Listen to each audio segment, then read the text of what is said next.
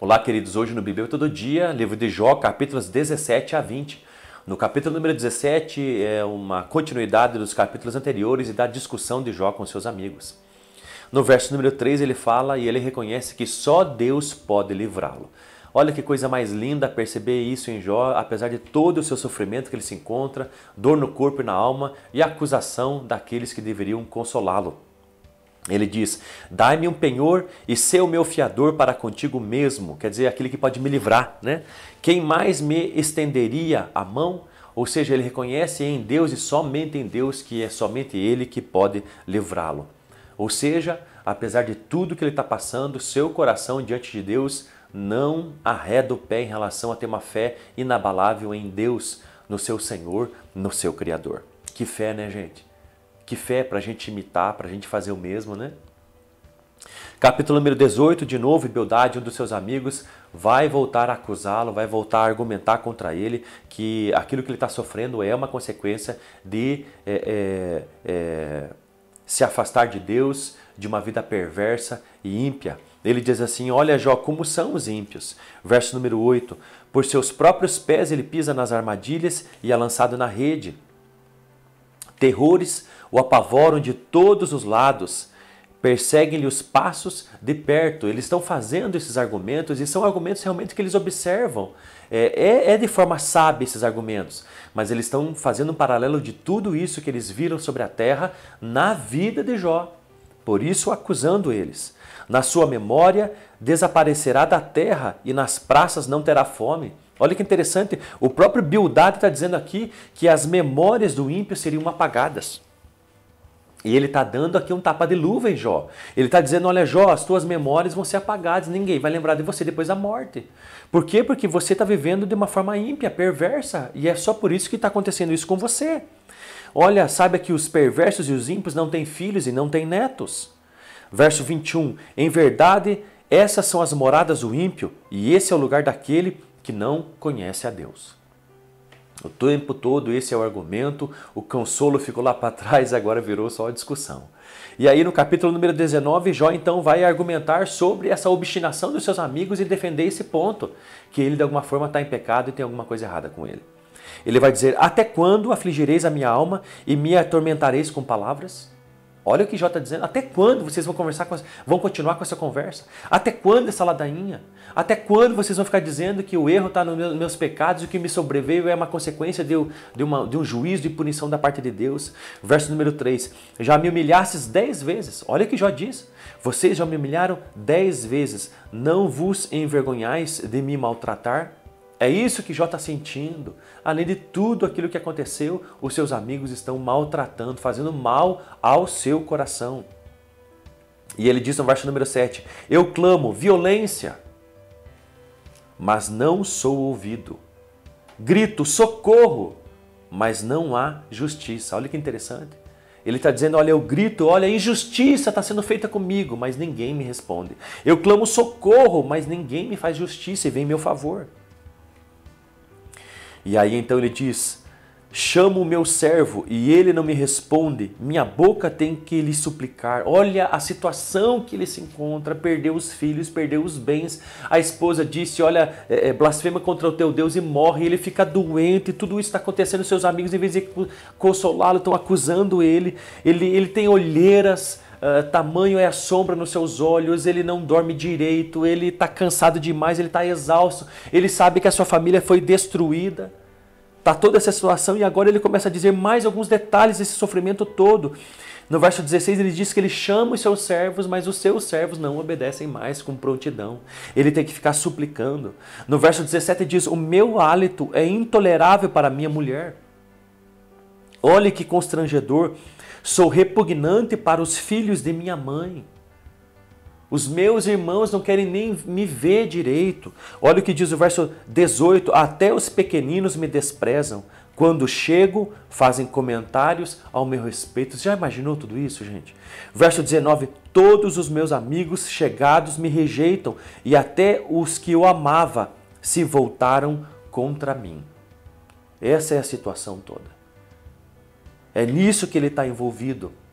Por muito menos as pessoas desistem de viver e pensam possibilidade de tirar a própria vida. Mas Jó não.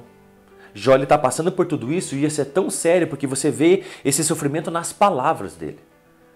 Mas em momento nenhum ele perde sua fé. Ele questiona por que isso está acontecendo a Deus, mas não perde o seu temor nem sua fé por Deus. E ele diz no verso número 21, tende compaixão de mim, meus amigos. Tende compaixão de mim, pois a mão de Deus me atingiu. E em tudo isso, o que ele está pedindo? Que as pessoas olhem para ele com compaixão, com amor. Olha como isso é importante em momentos difíceis das pessoas. A gente olhar para elas com paixão, com amor, com compaixão, com misericórdia. E aí então no verso número 23, o capítulo número 19, vai dizer: antes as minhas palavras fossem escritas, antes fossem gravadas num livro. Olha que coisa mais interessante. Jó está querendo que a sua história fique registrada num livro. Pensa nisso. Ele está querendo que a sua história, que tanto os seus sofrimentos, a sua vida com Deus, seus sofrimentos e o que ele disse diante desses sofrimentos, ele está achando que a sua vida vai terminar. Mas ele está querendo que a sua história seja escrita e gravada num livro. Aquilo que ele desejava aconteceu, porque hoje eu e você podemos pegar esse livro da história desse homem e a gente pode ler nas escrituras, no livro de Jó, na palavra de Deus e ver o que aconteceu na vida e através da vida desse homem. Olha que coisa mais poderosa, olha que coisa mais linda tudo isso, Deus permitindo que então fosse escrita essa história desse homem da terra. Que coisa mais impressionante.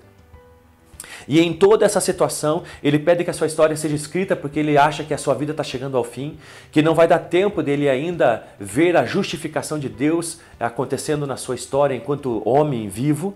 Mas ele diz, verso 25, 26 e 27, uma coisa impressionante que é uma confissão de fé. Lembre-se, ele é antes aqui de Moisés, ele é antes de muitos homens, não tinha escritura, não tinha palavra de Deus, Bíblia para que ele lesse, mas aqui nos versos 25 a 27 fala de uma confissão de fé de Jó.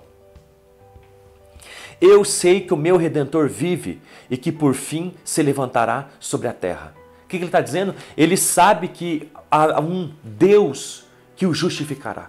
Eu sei que o meu Redentor vive e que por fim se levantará sobre a terra.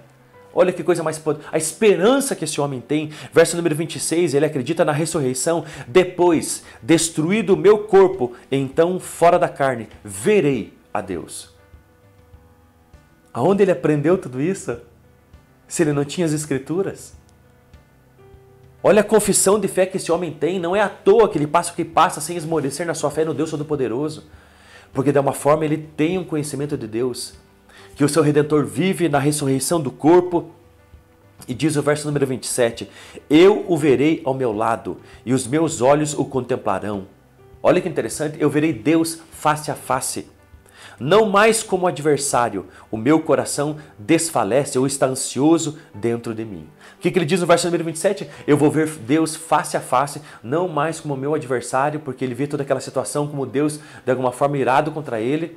Ele não sabe por que tudo isso, mas ele sabe que vai se encontrar com Deus face a face e o contemplará. E ninguém mais vai precisar falar a Jó a respeito de Deus, ensinando acerca de Deus, porque agora ele vai contemplar, agora ele vai ver, agora ele vai ter comunhão, agora ele vai ver face a face Deus e não precisará mais ser ensinado. E então ele termina dizendo, olha, o meu coração está ansioso com tudo isso. Eu não vejo a hora de me encontrar com Deus, eu não vejo a hora de ver Ele face a face, eu não vejo a hora de receber um novo corpo, eu não vejo a hora de estar com Ele. Olha que coisa mais preciosa. E é nisso que você tem que se agarrar e te dar esperança. Ainda que tudo que você tinha com líquido e certo, que você podia se agarrar de alguma forma, pereceu. Saiba de alguma forma, Jesus Cristo é a nossa esperança. Olhe para Ele. Saiba que o teu Redentor vive. Saiba que por fim, se esse corpo se deteriorar de alguma forma, você vai ter um novo corpo e você verá Deus de novo. E face a face. E não vai mais precisar que as pessoas de alguma forma te ensinem sobre Deus, porque você mesmo vai contemplar. E vai estar diante dele, e isso é esperança demais para mim e para você. Coloque o teu coração no lugar certo. E no último capítulo, o capítulo número 20, outro amigo de Jó então vai de novo argumentar, e ele aqui é Zofar. E sobre o que ele vai argumentar? De novo ele vai argumentar mais uma vez sobre a sina, sobre o destino dos perversos. E então ele vai começar dizendo no início do capítulo ali, até o verso número 11, sobre então a brevidade dos perversos, né? Que não sabeis que desde a antiguidade, desde que Adão foi posto sobre a terra, o triunfo dos maus é breve e a alegria dos ímpios é apenas momentânea. Olha que interessante, ele cita inclusive a época de Adão. Isso é uma coisa interessante dos homens antigos. Eles têm tempo para observar a natureza, observar a história e saber a história, aprender com seus ancestrais sobre aquilo que aconteceu e passar de pai para filho. E então eles estão dizendo sobre a brevidade, então, que é dos perversos, tem uma vida muito curta. Falam depois sobre o prazer dos perversos, dura muito pouco, é temporário demais. Verso número 15, ele engoliu riqueza, mas vomitará. Olha que interessante, Deus fará sair pelo ventre. Olha que interessante, mal deu tempo de ter prazer então com a perversidade, com aquilo que é ímpio, que é perverso e já de alguma forma vomita tudo aquilo. Por quê? Porque está falando sobre o prazer dos perversos, que é muito rápido, é muito temporário.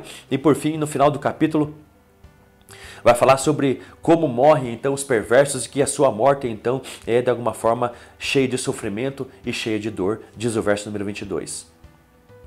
Apesar de sua grande fartura, ficará angustiado. Toda a força do sofrimento virá sobre ele. E sabe de uma coisa? O crime não compensa. A vida ímpia e longe de Deus e perversa e afastada de Deus não compensa. Ainda que você olhe uma pessoa que não tem nada com Deus e um desinteresse por Deus, saiba de uma coisa, você percebe que às vezes tem algum prazer, saiba que o prazer dos ímpios, daqueles que estão longe de Deus, é muito rápido, é muito temporário. A vida das pessoas sem Deus passa rápido demais. E a morte deles é terrível e dolorosa.